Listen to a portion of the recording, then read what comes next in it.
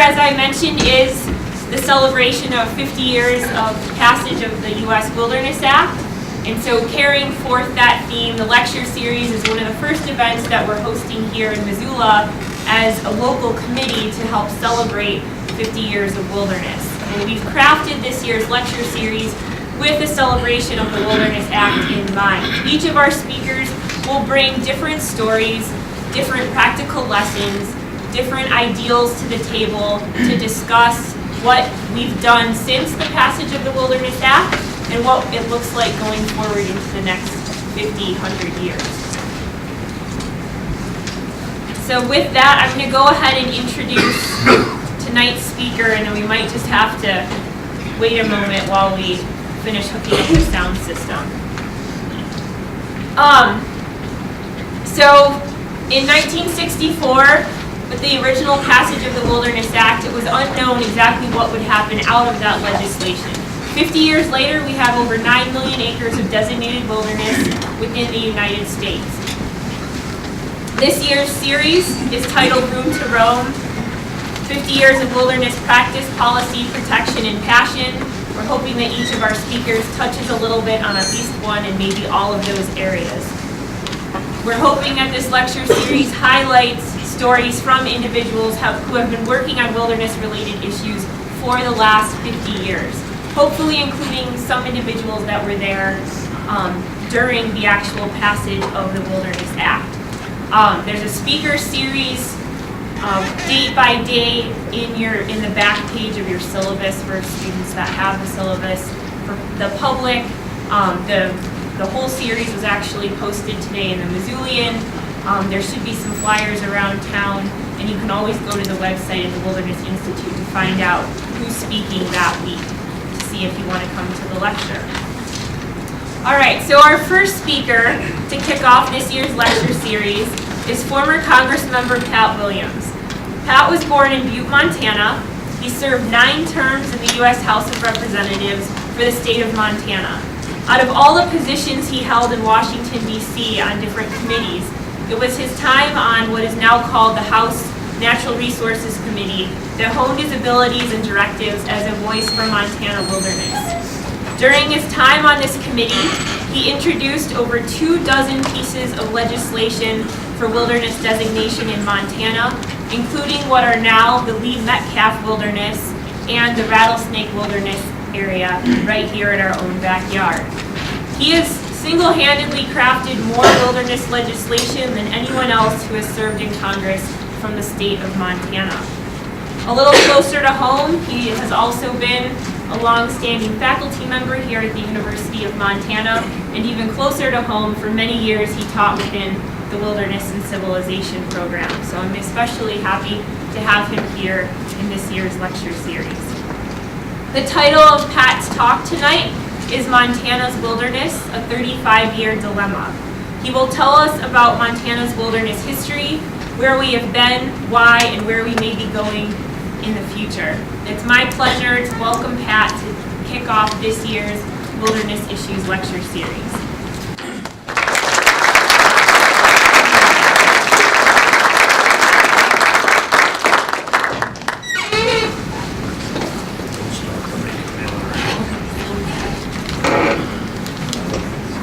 I think we're sort of waiting for a microphone to show up, but in the meantime, I'll ask that age-old obligatory question, can you hear me in the back? Last time I asked that was several years ago. I said, can you hear me in the back? And one guy yelled no, and I said, then how do you know what I asked? I thought it was funny.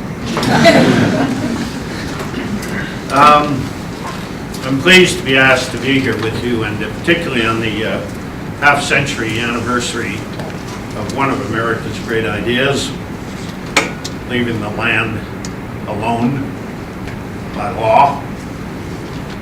And particularly glad to be here with the Institute and the new director of the Institute. I was around 50 years ago when the Wilderness Act started, but I wasn't in Congress. I came to Congress 15 years after the passage of the act and its signing by Lyndon Johnson.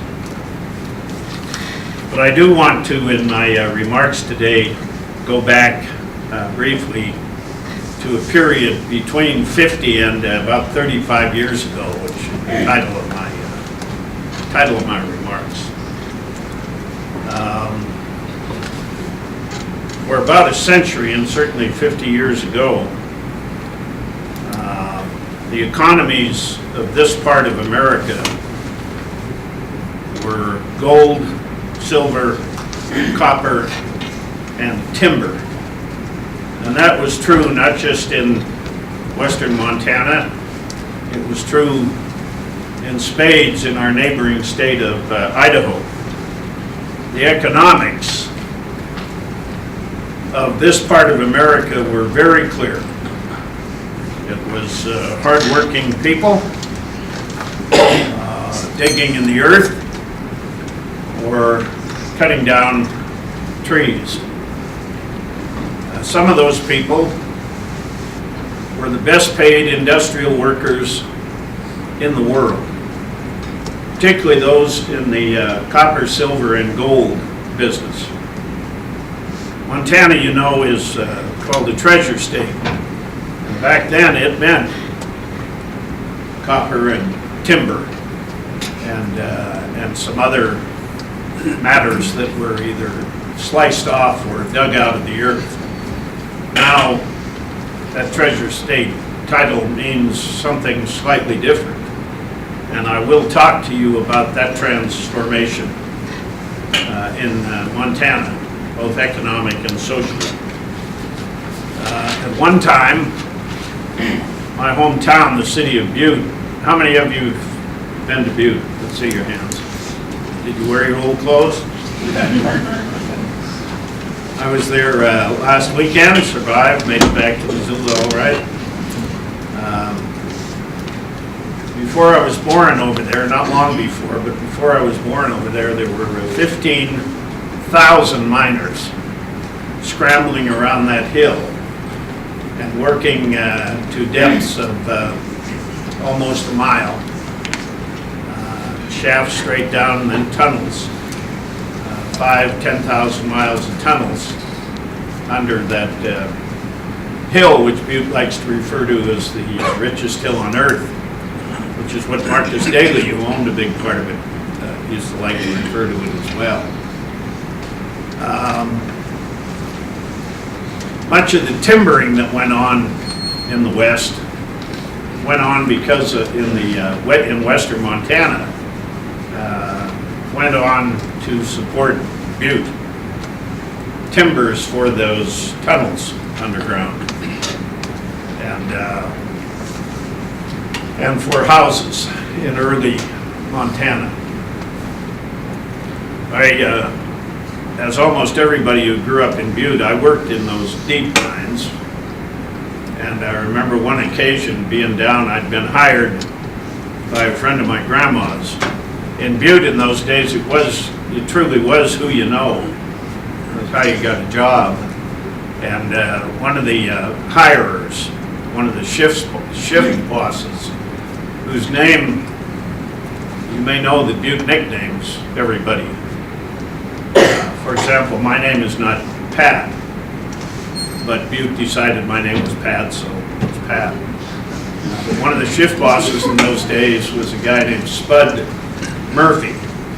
Spud Murphy. I always thought that was a great American name. And Spud knew my grandma, so I got a job in the mines in my late teens. And the first day I was down in the mine, I was with two other guys. I wasn't big enough or smart enough, frankly, to be a miner, but I was a nipper, which is a person who kept the tools handy and sharp or tight, whatever the tools needed to be.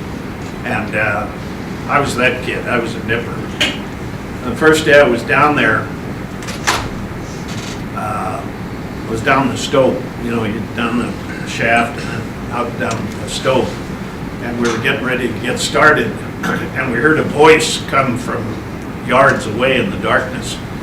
It said, "Paffick, Paffick, is you down there?" And I said to the two guys I'm with, oh, that's Mr. Murphy. There were a lot of Irish accents imbued at the time, but the guys said, yeah, like, duh, we know that's Mr. Murphy. And they said, yell back, tell him you're here. So I yelled back and I said, yes, Mr. Murphy, I'm down here. He yelled back and said, how many of you is there? I said, there are 3 of us. He yelled, half of you come up. Got it, good. 10 to 15,000 people in a city that size. Kellogg was very similar over in Idaho. And there were other places. Butte and Kellogg were the epitome of it in this country, but that is our immediate countryside here. But it was indicative of the economy of the West. Raw boned, hard scrabble, well paid. Well paid, by the way, not because of the graciousness or generosity of the companies, particularly Anaconda Mining Company, for whom those men worked, men and women, but best paid workers because of organized labor. No question about it. And the state thrived enormously off of gold, silver, copper, timber, and the small businesses and large businesses that they supported. And workers by the tens of thousands worked for those companies. Can you hear me in the back? Can you hear me in the front?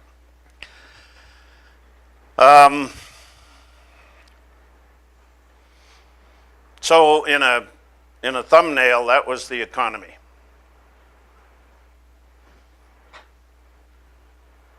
And it supported schools, this university, other colleges and universities in this part of the Northern Rockies. It supported small business. It supported the banks.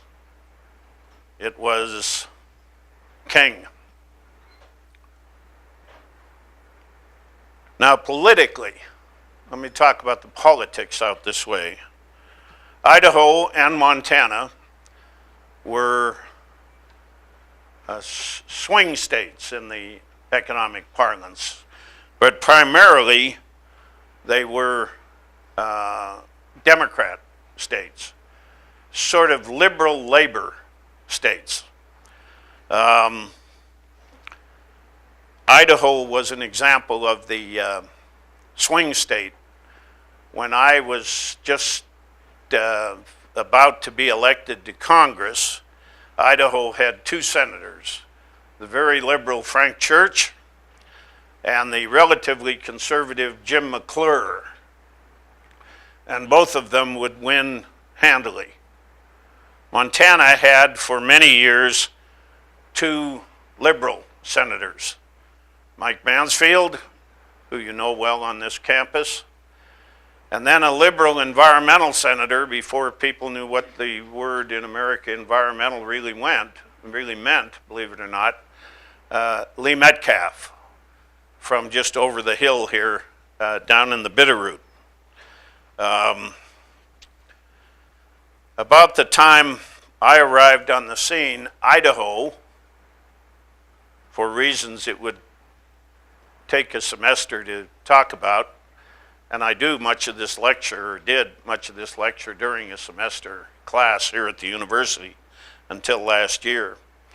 Idaho had began becoming increasingly conservative, and not just moderately conservative. It had started to become a state whose voters' choices were out on the far right. Montana seemed to be moving from more liberal to moderate, but not to the degree that Idaho was moving. Let me give you an example. In Idaho, in 1964, Barry Goldwater sort of the father of modern conservatism, ran for president against the incumbent Lyndon Johnson.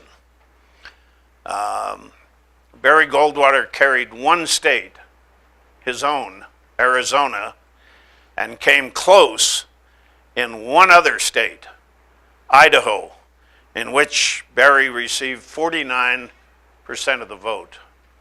He didn't come that close in any other state.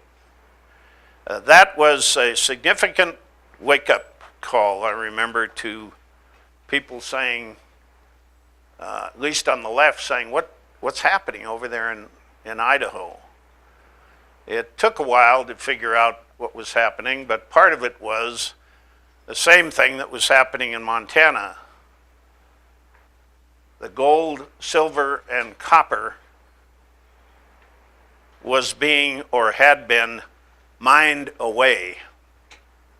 The easy timber had been cut. The workforce was dropping, and organized labor's relatively liberal influence was waning, both in Idaho and less so in Montana. A few years later, in 1980, during the election of Ronald Reagan, the liberal Idaho Senator Frank Church was defeated by a very conservative apple grower, apple farmer named Steve Sims in Idaho. The situation in Montana was that we had 16 years of Democratic governors. Both senators, as I mentioned, Mansfield and Metcalf, were relatively liberal. Nationally, it had been an environmental decade. We had a lot of acts, including the Multiple Use Sustained Yield Act, which meant the Forest Service had to begin to include the protection of habitat, recreation, and range, along with the protection and growth of timber. We had the 1964 Wilderness Act, which set up a national policy for designating federal areas with certain characteristics as wilderness. It gave management directives to wilderness, which was primarily leave it alone. It congressionally designated acres and mapped them, acres to be set aside in wilderness, and then it provided, the 64 Act provided for wilderness review. A number of other acts were being passed around that time, including the National Environmental Policy Act,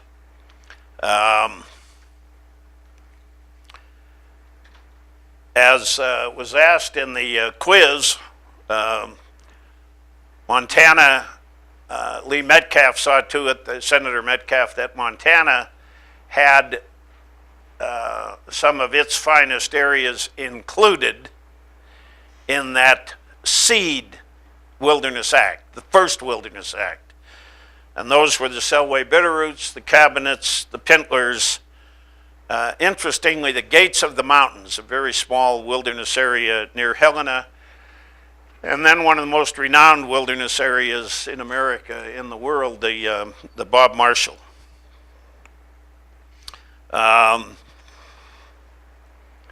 Montana, now, all these years later, has 3 million acres of wilderness. Half of it is in one place, the Bob Marshall.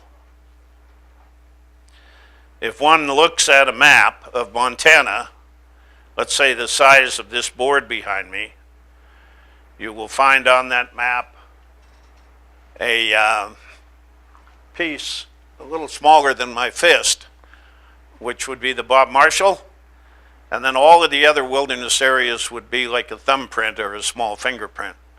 They are literally slices, tiny slices comprising 3 million acres. By the way, of all the wilderness in America, speaking of half being in the Bob Marshall in Montana, of all the wilderness acreage in America, half of that is in one place. Where is it? Alaska. Of course, Alaska.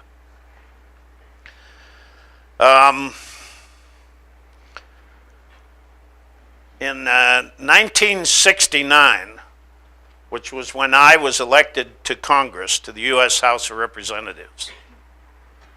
I was living in Helena at the time, from Butte, but living in Helena. An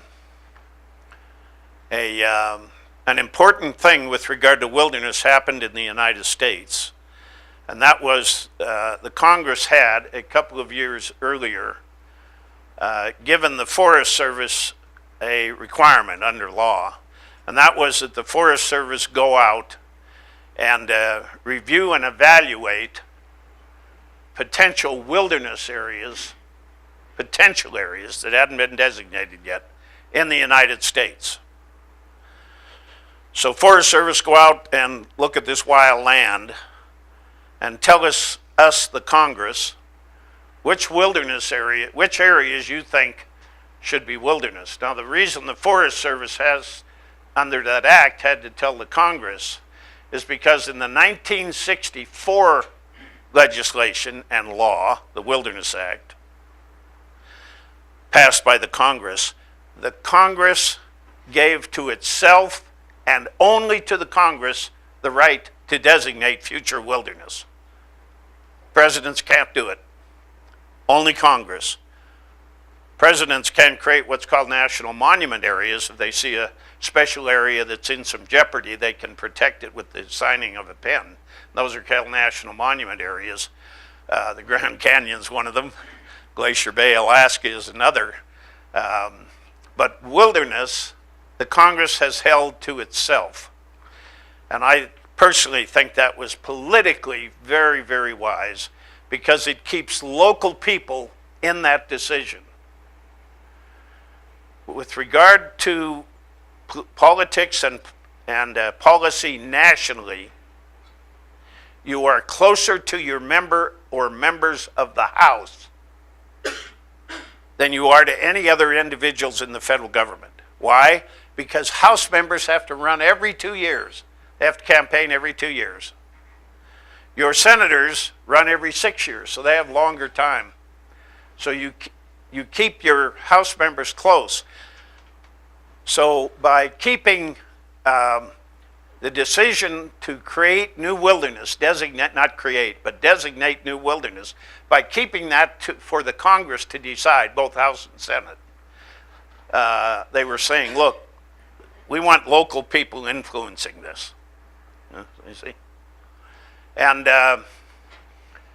so the 64 Act, was responsible for that.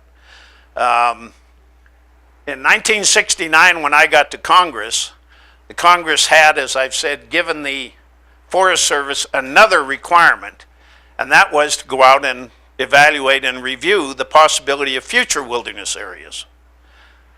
And it went by these initials.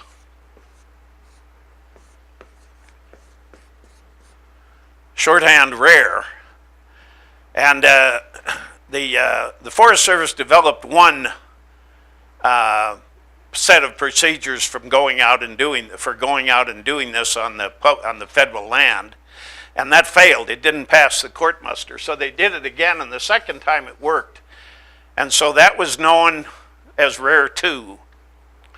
And up until a few years ago, everybody that was learning about wilderness designation or interested in it, particularly environmental groups and natural resource companies, would always refer to RARE 2. And it means roadless. Remember now, this is a requirement to the Forest Service from the Congress. Roadless area review and evaluation. And they said to the Forest Service, you go out and figure out which of these areas might be wilderness, and then you come back and give us your recommendations, and we, the Congress, will ultimately decide it. When I use the term Congress, I'm using it in its broader meaning, which is both the House and Senate. A lot of people refer to the Congress as just the House. A lot of members of Congress, of the House rather, refer to themselves as the Congress. But the Congress actually means both the House and Senate.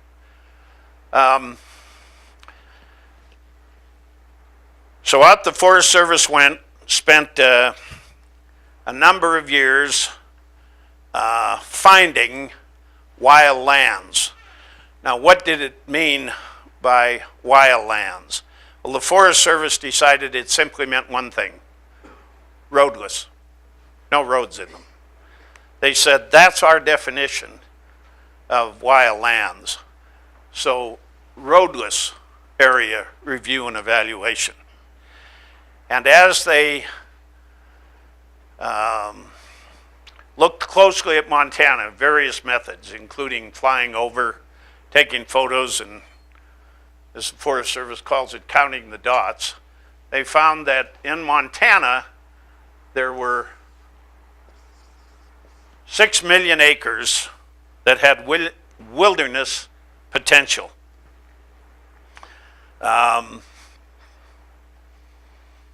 And so they studied that further, and then in 1969, just as I got to Congress, sent their report to Congress, which said, in Montana, now they studied every state in the Union with potential wilderness characteristics, but then when they would send the report to the Congress, they would send it state by state. Again, to keep local people in it, right? The citizens of the state. In Montana, they recommended 650,000 acres of Big W wilderness. They said to Congress, out of the look at 6 million, we have found 650,000 acres that we think have wilderness potential. And that recommendation makes no particular difference, but arrived in Congress on almost the same day.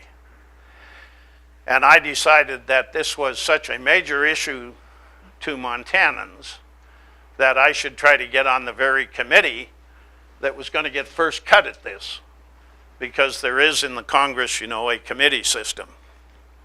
And I teach a semester on this too, but just in shorthand here, the reason every legislative body needs a committee system is so they can specialize. Let's say you get elected to Congress. Now, hell, you can get elected to Congress. I mean, I got elected. Seriously, I sat where you're sitting. This building wasn't here, but I sat here and, you know, listened to people like me pretend they knew what they were talking about and teach me. And so I got elected, so you get elected. Now, let's say you get elected and you wake up in the morning, your eyes pop open, you say, wow, how about last night? I got elected to Congress.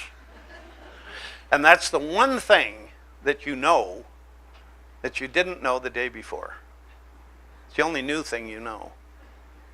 And yet you're now going to help run the free world and this country. How the hell are you going to do that? How are you going to know how to vote on 1,000 to 3,000 votes a year? How? Committees. You'll get on a committee or two, and you will be a specialist within a year of the issues on that committee if you pay any attention at all. And so you end up in the House with 435 specialists, all on different committees. You know, many of them on the same committee, but, right? That's how every legislative body does it. So I decided to get on the Natural Resources Committee, which was going to have to deal with this. I was on a couple of other committees too, but this one and education were taking my time. The first thing that happened when I got on the committee was that environmentalists came to me. Montana environmentalists, not nationally, Montana. They were back there to greet me my first week in office. Now remember, 6 million acres were found to be roadless, but of that 6 million, only 650,000, according to the Forest Service, had wilderness potential. So what did the environmentalists come to see me about? Bump up the figure. It wasn't enough, right? They said, this is craziness. And so the fight broke out within a week, with the Forest Service on one side, environmentalists taking a stand different than that. And a few days after the environmentalists, a group from the Wilderness Society and the Wilderness Association in Montana, and if I remember right, they had somebody from the Sierra Club nationally with them. A couple of days after they came in, Montana's timber and mining companies came to see me. Now, these were not timber and mining companies that hired 10,000 workers anymore. Remember, all that had changed. The mines in Butte had shut down, and a great dinosaur-like equipment arrived in Butte. And it started digging from the surface down, instead of just drilling holes and then having miners scurry along those tunnels. It just opened the earth from above. And how many of you have stood on the rim of the Berkeley pit? Okay, there you go. If you could move the Empire State Building from Midtown Manhattan to the Berkeley pit, and with a giant helicopter drop it in the Berkeley pit, only the antenna and King Kong clinging to it would be above the water. Amazing. So that had started to happen. By the way, one of the people that dug in the Berkeley pit was a brother-in-law of mine, my wife's brother, Bobby. He died young, not from that, but in a boating accident. But Bobby was one of the guys that gouged out the pit, and I stood in the maw of the great shovel, the hydraulic shovel that he operated. It'd pick up the Gallagher building in 4 bites. And that had changed the economy and the number of people that worked in these industries. Same thing in the timber industry. Robots replaced people. One machine would snap the tree, grab it, turn it over, delimit, and set it in a pile. And it walked through the forest, operated by 1 or 2 people. Maybe some of you have done that for a living. So that great transformation had come along with this. Now, an interesting thing happened, and I'd like you to remember this, and that is, in this time period, 1979, 80, 81, in Idaho and Montana, they were not cutting much less timber than they ever did. They just didn't need many people doing it anymore. Okay? In mining places, they were still mining lots of gold, silver, copper, molybdenum, and so on. They just needed my brother-in-law doing it. He put 300 people out of work with that job. All right? So the transformation of Montana's economy and our politics was very, very different suddenly. So a few days after the environmentalists came in, who came in right behind them? Timber and metal mining companies and timber. And what did they say about this? Yeah, some of you are doing this. Get it down. We are struggling, Pat. We're going under. Your pals, people you know, that were members of the Sawyer's Union or the Mine Mill and Smeltermen's Union, are going out of work. Don't do this. So the battle began to pitch and roll in 1980 and 81. And one of the things I learned after looking very closely, I mean with a magnifying glass, at the number of jobs that were going to be lost, the number of my friends in Butte or in other communities where I had visited or campaigned, my friends in those communities, I wanted to know who's going out of work here. because I'm kind of a jobs guy. It's how I got elected. I became an environmentalist after a few years in the United States Congress, but I want you to know I didn't start out an environmentalist. I started out somebody that wanted jobs where the hell we could get them, except, and it's a big except in my life, I did grow up in Butte, and I did see the mess. I saw the mess. I knew the times I couldn't drink the water.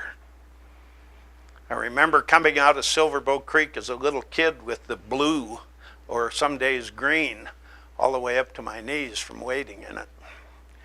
I wondered what in the hell that was.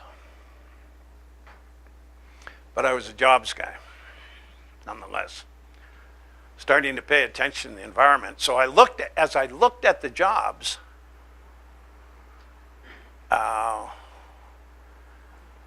I realized that this Forest Service recommendation of 650,000,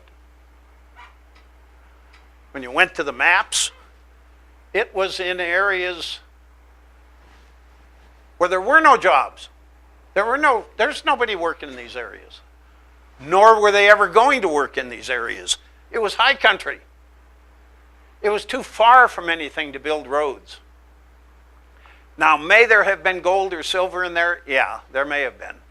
That part you couldn't tell. But with regard to timber, no.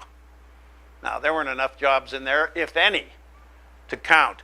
So I began to dismiss, at least with that 650,000 acres, the corporate claims when they were in my office that this was going to cost jobs. They knew how to talk to me, a guy from Butte. Pat, this will cost your pals jobs. Turned out, no, not when you look at the maps. And so I just tell you that. There's more I could tell you. Time doesn't permit it. That began to have me say to myself, wait a minute, this is not an issue about jobs versus a clean countryside. This is about a clean countryside versus profit. I'm not against profit. Hell, I grew up in the restaurant business and was in it myself. I think profit helps America work. But just because there's gold in them there hills doesn't mean we have to tear down all them there hills. Some of those hills are valuable for other reasons, and a hell of a lot more valuable than taking gold or timber off of them.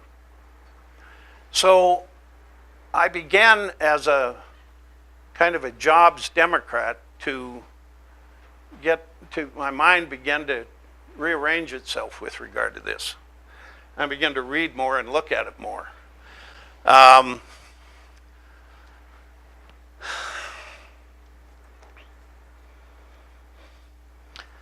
That kind of thinking began to divide congressmen and women and senators in our part of the West.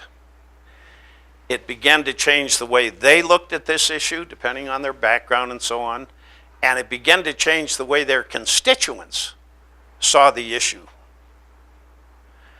And the West began to fall down on the side of, at least the most vocal West, began to fall down on the side of jobs rather than the side of cleanliness or environment.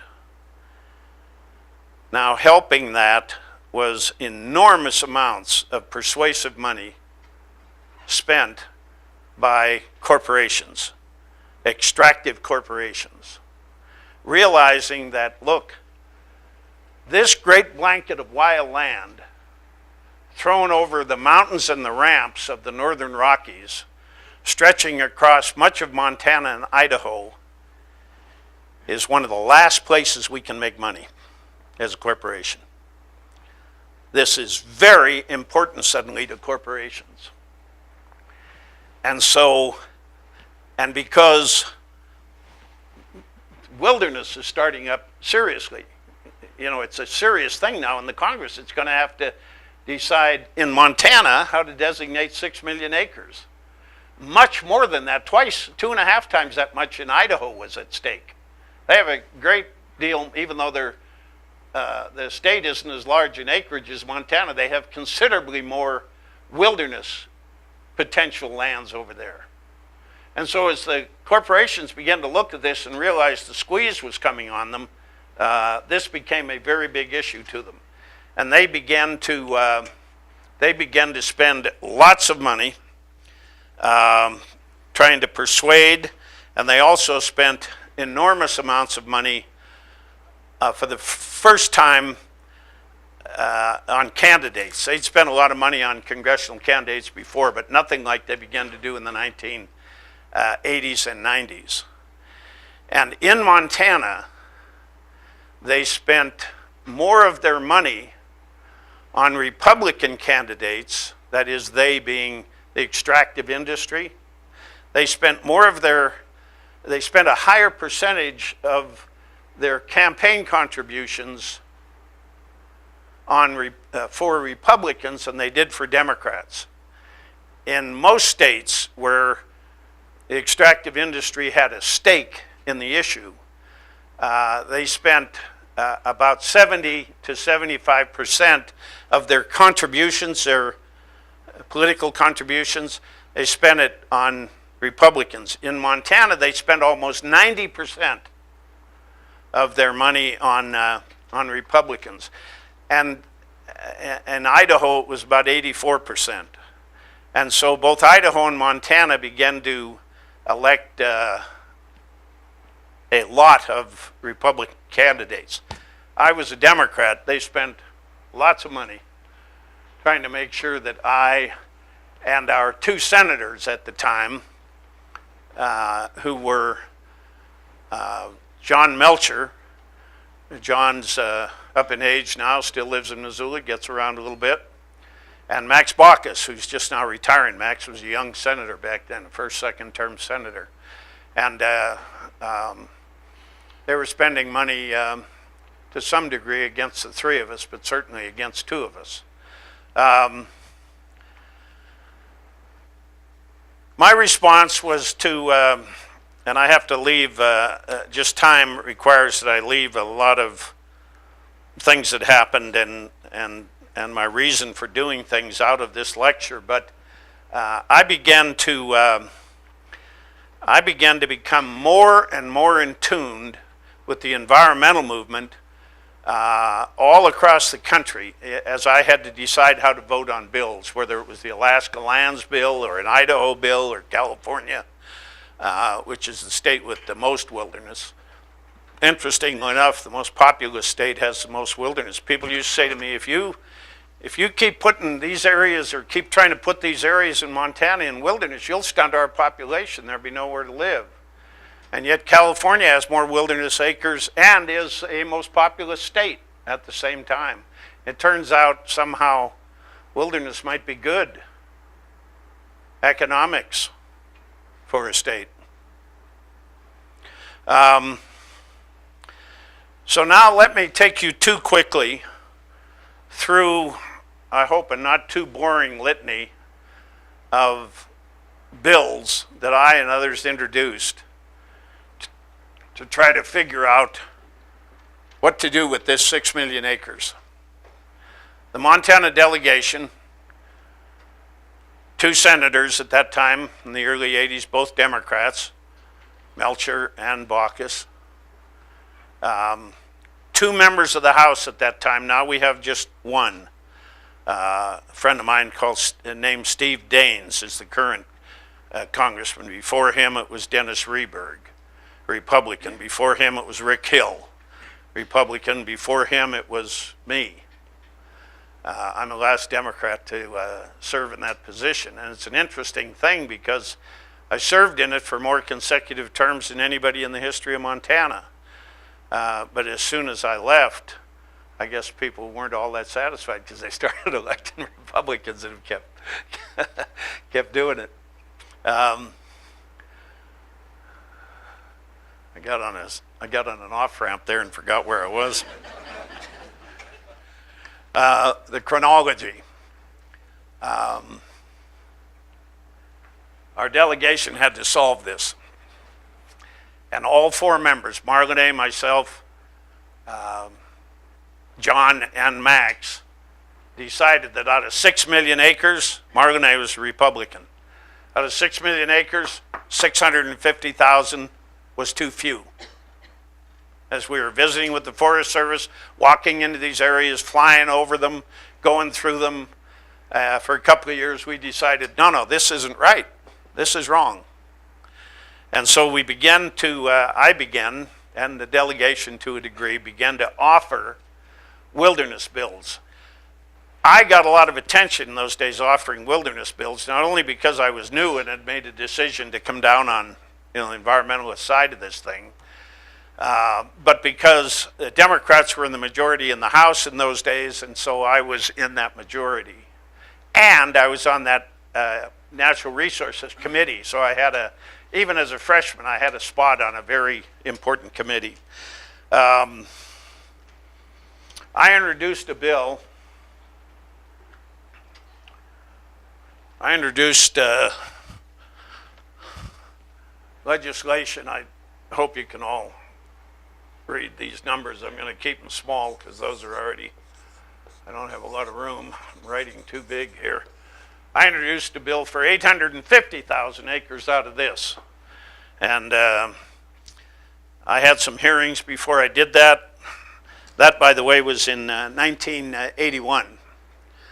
And so trying to deal with all 6 million acres. Now you might say, well, why were you trying to deal with all of them? Why didn't you just bite off a chunk?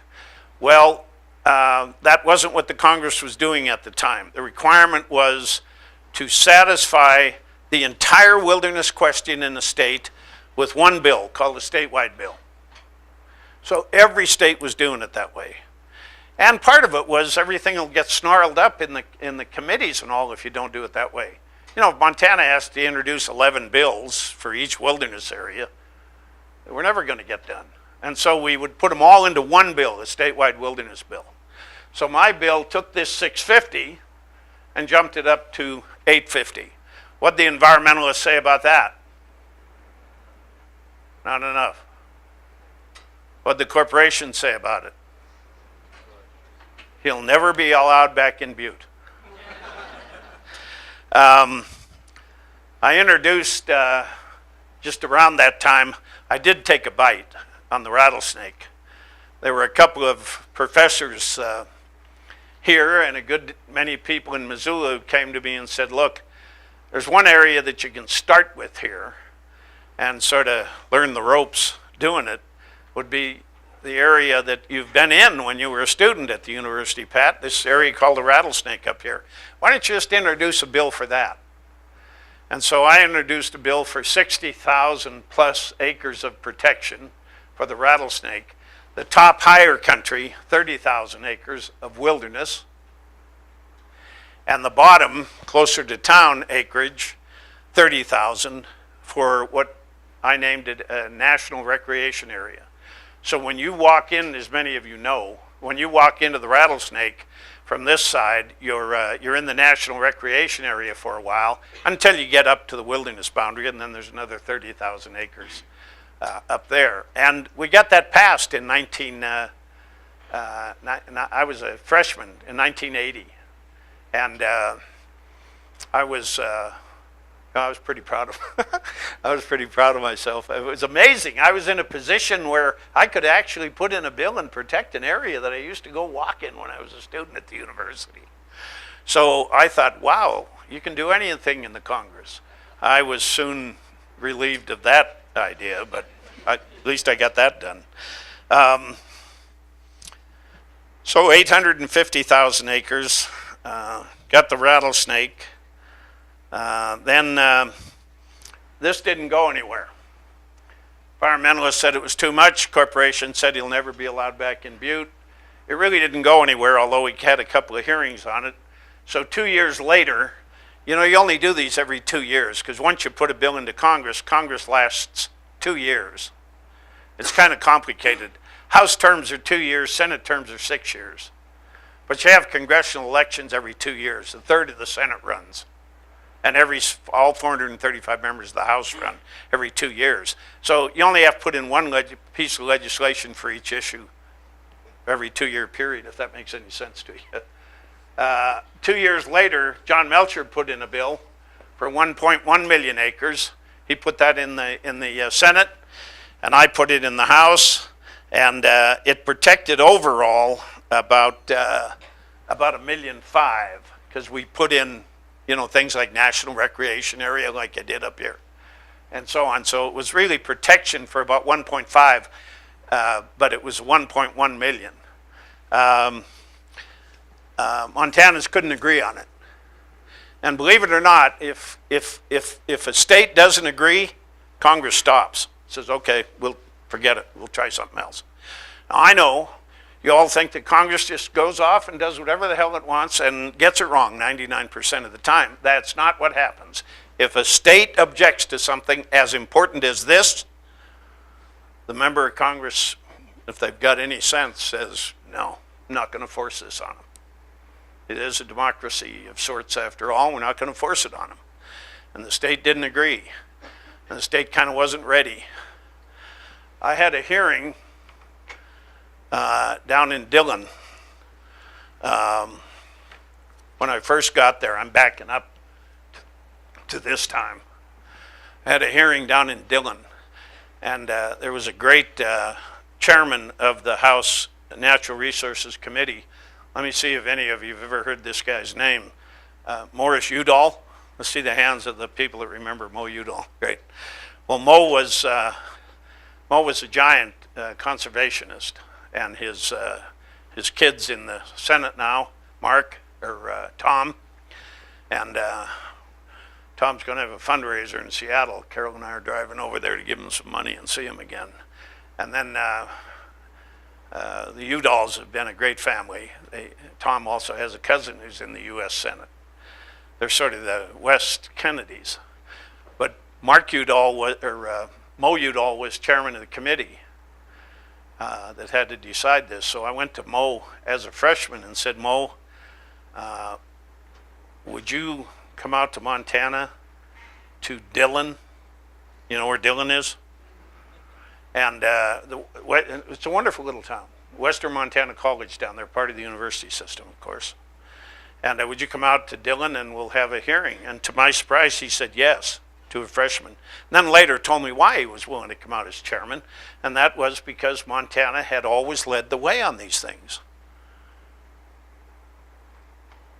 Wilderness wouldn't be what wilderness ended up being if it hadn't been for people like Lee Metcalf and Mike Mansfield and a few others, a guy named Arnold Olson and some others. Wilderness wouldn't have been what it is here in the country. So he said, yeah, I'll come out there. So he came out, and I'm gonna take an extra minute to tell you this story, and it means I won't be able to tell you a couple of other things. It'll shorten the time for questions. But I warned you, this is a semester-long class, and so we are going to sleep overnight here.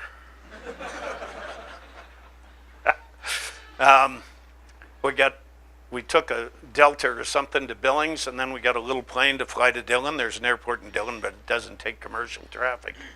And Mo Udall had just run for the presidency. He got defeated in the primaries by a fellow whose name you'll recognize, named Jimmy Carter. Mo got defeated in the Democratic primaries, but everybody knew him. It was back then, right after he was defeated.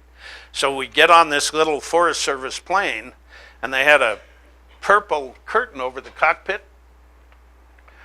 And Udall, who was 6'9", I think, he used to play professional basketball. He was skinny as hell, 6'9". He had one eye. An eye got poked out when he was a kid. So he was not only funny, he was funny looking, and he knew it. And he got in, and he pushed the curtain back from the pilot and co-pilot, and he said, hiya, fellas, I'm Mo Udall. Well, they both knew they were going to fly Mo Udall, and then some new guy from Montana named Pat Williams. And they were excited, turned around, oh, Congressman, God, it's nice to see you. And the one guy said to him, you know, I voted for you when you ran in Montana, which Mo later said to me, that co-pilot's a hell of a nice guy, but he lies. I never ran in Montana. I never got that far. Jimmy got me out before I got that far. he's talking to them, and they're telling him stuff, and he's telling them stuff, and I could see that they were nervous because they knew, and I knew, although Mo didn't know, that the weather was turning bad in Dillon, so we had to take off. So they're hitting the buttons and doing, and Mo's chattering with them and telling them a joke, and they're laughing, but now it's getting a little tense, and Mo said to them as the silence started to go on, he said, "Say, fellas," trying to get the conversation started again, he said, "Say, fellas, I'm a single engine pilot myself," and we were flying in a twin. And the pilot turned around slowly to him and said, "Is that right, Congressman? Well, I'll tell you what, if we lose one of these engines, we'll call you. Now you go back and strap yourself in." Mo went back and strapped in, put those long legs out in the center seat, and as a congressman who'd just been told to shut up and sit down, he said, "Boy, we all need a little of that shit once in a while, don't we?" We got to Dillon, and this is to tell you what it was like now. This is a state that already had the Bob Marshall and the cabinets and so on. 3 other wilderness areas. We already had the initial 5, right? We got to Dillon, and the sheriff met us, and a guy named Rock, and I said, "Rock, how are you?" He said, "Great." He said, "I brought the deputies out to see you." Well, they only had 4 deputies. Hell, they're all there, and they're there with their cars. I said, "God, you didn't have to do that." I figured to myself, geez, you're going to rob a bank. Now's the moment, And so then I take Mo over to a car that was there for us. And I said, "Well, come on, Mr. Chairman, hop in." And then a thing happened you never want to have happen in your life. The sheriff stood between me and the door and said, "You guys are coming with me." And so he insisted. We got in his car, and we drove down. And as we got within about 3 blocks of the western campus where the hearing was, we began to see signs. Not another inch of wilderness. We got enough communism in the Soviet Union. This state does not want to be locked up. And the more farther we went, the more the signs and the bigger the crowd. We walked into the stadium to as big a chorus of boos as I've ever heard in my life. There were some environmentalists there, or conservationists, or curious people who politely applauded, but the boos about bowled us over. And we had a hearing that was very raucous, very difficult, and said to me, Montanans are not ready for this, despite the fact that we had wilderness. They didn't know what the hell it was, seriously. It's 1980 or 81. And let me cut to the last guy who testified. He had on big red, suspenders. And he came up to the microphone, he looked around behind him at everybody. The place was packed. And by the way, they had a magnometer, a airport security thing. And I've forgotten the number now, but they took 100 or 200 knives and 8 or 10 loaded guns off of people. And but the last guy that came up had the suspenders, and he turned around to everybody, and I tell you this so you'll recognize the guy, because we all know him, or his cousin. He said, "Well, you all know me." And they looked at him like, "Who the hell are you?" And he said, "I only have one question." He said, I'm a conservative. And the reason I'm a conservative is I don't like taxes, and I don't like this deficit, and I don't like the federal government spending this kind of money, and here's what I want to know from you two, who, by the way, work for me," he said. "I want to know how much it's going to cost for the bricks and the barbed wire." And he turned around and went back to his seat. And Mo Udall said, "Say, sir, come back up to the mic, will you?" The guy came back up to the mic, and Mo said, "What bricks? What barbed wire?" And the guy said, "Well, to build a fence around this wilderness area that you're proposing outside of Dillon." And the hair went up on the back of my neck. I said, "Holy crap, no wonder no other member of our congressional delegation would agree to come out with Mo and I to this hearing." They knew, right? Baucus, particularly Melcher, and Marlene, they'd been around longer than I had. They knew this was not the time, and not in a rural area. So that set us back. That hearing really set us back. Nobody would touch wilderness. None of the members would touch wilderness. I went back and introduced this bill and put an area outside of Dillon called the West Big Hole in this bill. And I didn't do to say it to them, there's yours.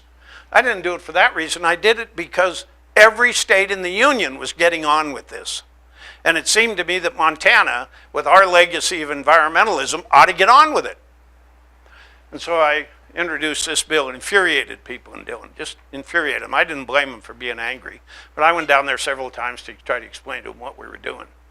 Then, you know, a couple of years later, Melcher introduced this bill. I want to leave time for questions, so I'm not going to go through them. I've talked too much about other things, trying to give you the lay of the land is more important, it seems to me, for this lecture than is showing you maps and outlines and telling you how many acres are in each wilderness bill. But I ended up introducing, I think I'm right about this, 23 bills to create wilderness at different places in Montana. The delegation, the other members of the delegation introduced between the three of them about 15 bills.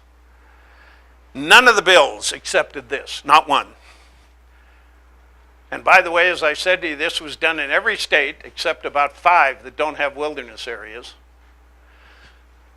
This was done in every state, and then the results sent to them. And no state delegation, congressional delegation, accepted whatever this number was from the Forest Service. Not one state. And every state increased it, not decreased it. And why? Because people insisted there be more wilderness. Yes, it was true. The corporations began to flip people a little bit anti-wilderness. But after the 3 or 4 years settled in, and good people were writing editorials in major newspapers in Montana and Idaho, and members were getting around explaining this, people came around to say, oh yeah, hell yeah, we want to protect this land. And so the delegations in every state increased over Rare 2. And every state virtually completed their Rare 2. In other words, whatever this number was that was studied, and then whatever the Forest Service decided, every single state increased that and passed the bills necessary to satisfy what was called Rare 2, except 2 states. You know what they are? Idaho and Montana. Montana could easily be said to be the state that started all this because Lee Metcalf helped introduce the bill in 1964. And yet Montana, the demand for jobs in the dying industries, jobs that were important now, I don't question that, but the demand for jobs in dying industries and the use of myths instead of facts have meant that to this day, we have not satisfied Rare 2, and we still have precious wild lands out there. I introduced 25 bills, and out of those 25, I got the rattlesnake and the Lee Metcalf north of Yellowstone. But every statewide attempt I made failed except one. We got one through the House and through the Senate, where we protected fully a third of the inventory being the 6 million acres. We protected about a third of it, which was very satisfactory to the environmental movement in Montana and America. And got it down to the White House, and in the only veto of a wilderness bill in American history, Ronald Reagan vetoed the bill. And he vetoed it at a time when the House was out of session. And we couldn't get back to override his veto, which the House and Senate would have done in a heartbeat. And that was in the mid-'80s. I left Congress in 1997, and from that day until John Tester was elected, there were no wilderness bills introduced to protect Montana. John Tester, bless his heart, has a bill for 700,000 acres. That he doesn't necessarily think that's all that ought to be protected, but he took recommendations from Montanans on partial areas of wilderness potential areas, right? And carved up a bill that said 700 and some thousand acres, and that bill has sat for 3 or 4 years in the Senate, but it has passed the committee this year. My own impression is that Steve Daines, who's a friend of mine, but not, he's got a long way to go to be an environmentalist or even a conservationist in my view, and he'll kill the tester bill if it gets to the House, especially in a year when Steve is going to run for the Senate. And so Montana is very likely to be the last state in America to complete its wilderness inventory, which is not the kind of badge of progress that we need. Let me stop there now, and I promised that I'd leave a half hour for questions. I see I've left almost 10 minutes, so. But given that we're going to sleep over, there's no hurry. Fire. Tim Faber, I'm a good Sandy. I have a friend that has introduced a wilderness bill, and it excludes a lot of important acreage like these pioneers. You talked about the rare tube inventory. There was also the BLM inventory that was used in the 1980s. And there's a place called Bullwhacker in Missouri Breaks that was excluded from wilderness inventory. The criteria being because there was high gas potential there. That picture has changed a lot. In recent years, there was Secretarial Order, Interior Secretarial Order 3310, I believe it was called, to re-inventory wilderness characteristics, suitability for wilderness characteristics. Is that included in it? Is that included in it? No. That's kind of my question. Yeah. Do you think that the attitude has shifted a little bit? I know you talked about Daines and everything, but do you think the general public has kind of shifted away from the industrialization you talked about, so that there would be a better chance of more wilderness being inventoried, more inventory, less acres that's excluded from upcoming bills? You may have heard that, but the question is, gentleman has a favorite area up in the Missouri Breaks that he'd like to see as part of the inventory, the overall consideration, and it isn't. And he's wondering if the public's perception has changed enough to expand the inventory, particularly for Bureau of Land Management properties. I've been talking to you about Forest Service properties, but they're both federal and public. And he's wondering if I think the mood of the country, of the state, has changed from one of kind of corporate domination over this issue, which really started to lose its hold in the early 80s, maybe late 80s. And the answer is yes, I do. I don't think that corporations have the kind of power over this issue that they once had, and the reason is very interesting, and that's, that piece of equipment that my brother-in-law ran. It was really good for profit for the corporations, but it killed their political power. Those 300 people that my brother-in-law put out of work, I'm just surmising that. They used to do 200 of them would do what the corporation wanted. They'd call their congressman and say, hey, I'm going to lose my job if you do this. They're not there anymore, right? So the productivity that corporations use and should use if they're going to have profit has wrecked their political clout. So there is a possibility to move beyond that. Sure. Personally, I view the Forest Jobs and Recreation Act as one of the a real danger to wilderness. I don't want to trade IRAs for more wilderness. I would prefer to see no more wilderness designated. In your opinion, what is the danger of leaving the IRAs perfectly quietly, silently in protection the way they are today until Congress views them in the future as being even more valuable to be protected as wilderness area? Why should we trade off the IRAs today for more wilderness area? And by IRAs, you're talking about the whole inventory? Not, Or the, most of the inventory roadless areas. The way I view it is that I say don't cooperate, don't. right, because you have them set aside now. Yeah, the IRAs are perfect. They don't have names Yeah. on them, people don't go there, Right, they're right. quiet, they're sleeping. Why should we stir them up and try to split them up now? Right. This gentleman's point is that the inventory in Montana, about 6 million acres, I think even with the upgrades, it's somewhere still around there.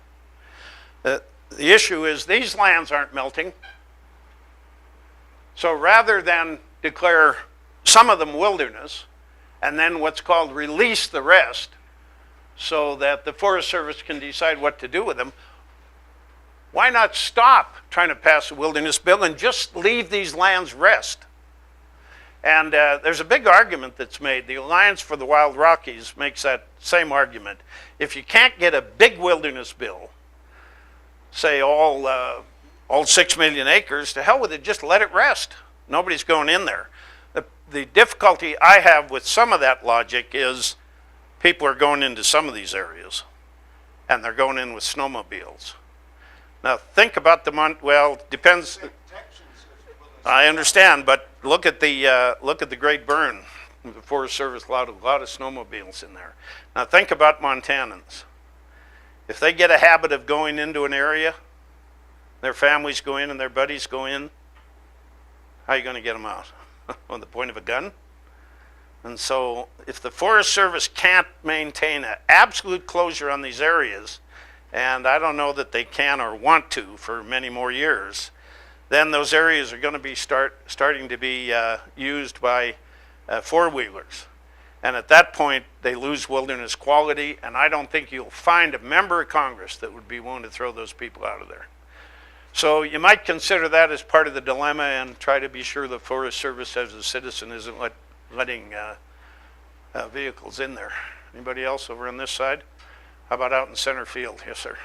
I can't remember the name of it, but one of the major bills that comes up every 2 years we read about is the bill sponsored by, I think, the fellow back in Massachusetts, which is proposing that I think virtually all the rare two lands be adopted as wilderness.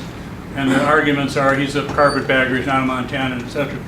Does that bill that we hear about so often, does that have any benefit, you think, in this wilderness controversy, or just a red herring?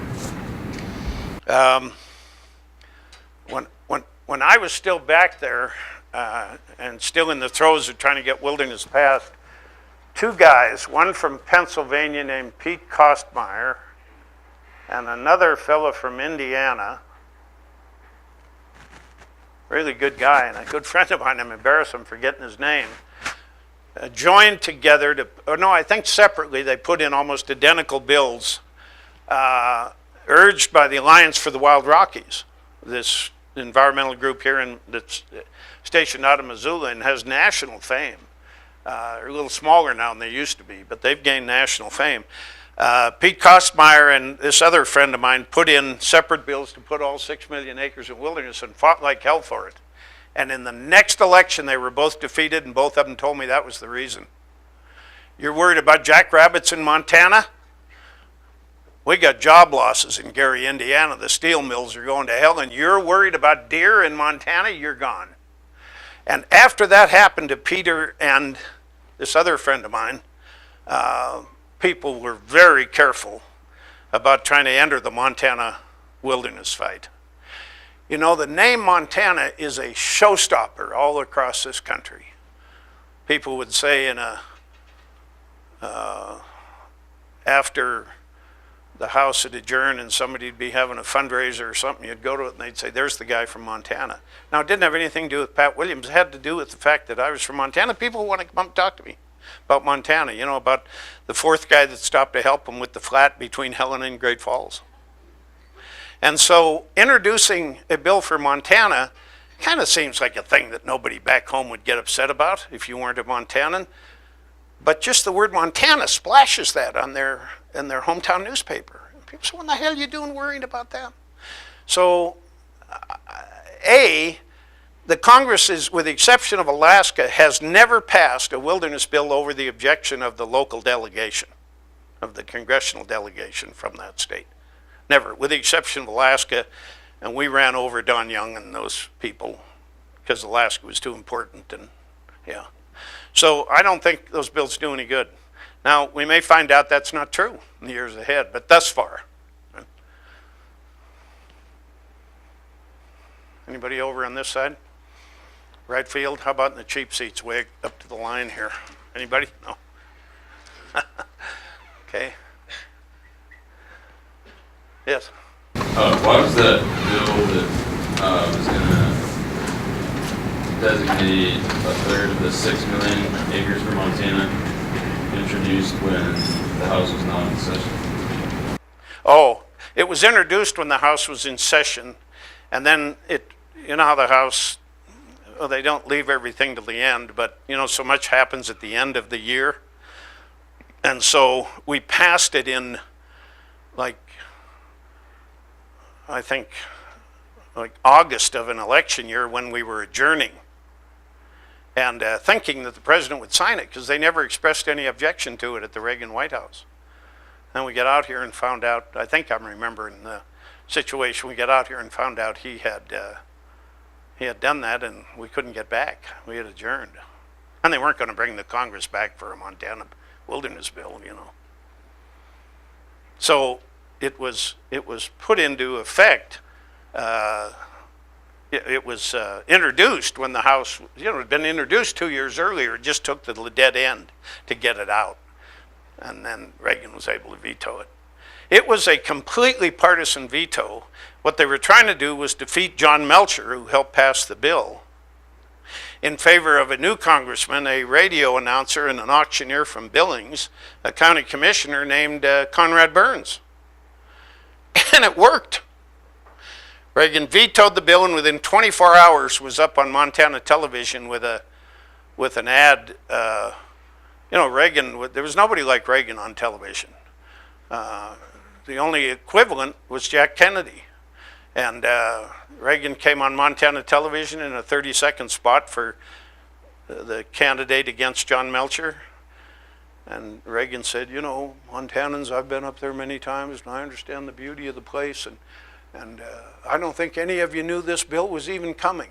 Well, of course, most Montanans don't pay attention to this stuff, you know, even though it had been years in the making.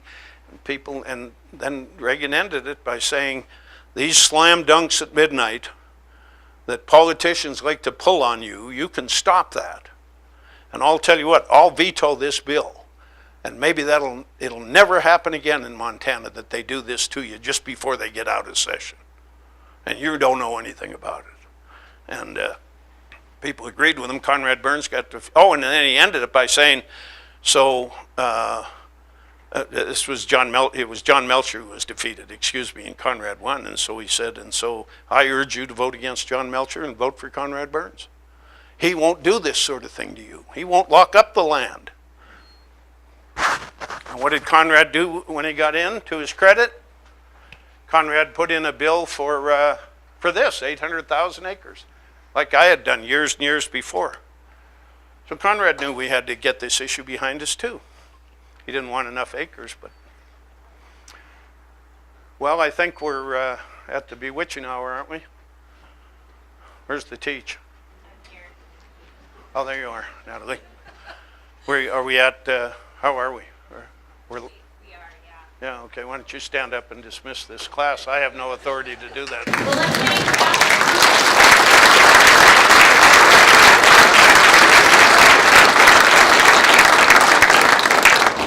By the way, Natalie said she was buying beer at Charlie's. So